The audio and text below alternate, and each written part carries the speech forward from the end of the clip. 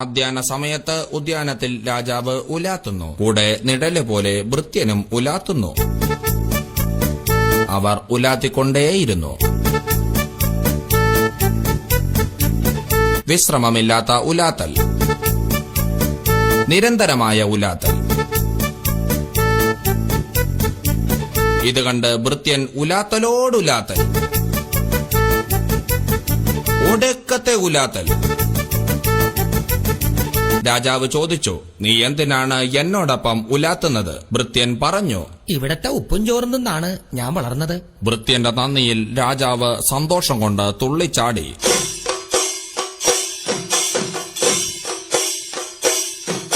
ചാടിക്കൊണ്ടേയിരുന്നു. നിരന്തരമായ ചാട്ടം. കാര്യമറിയാതെ ഭൃത്യനും തുള്ളിച്ചാടി. ചാടലോട് ചാട്ടം, ഒടുക്കത്തെ ചാട്ടം.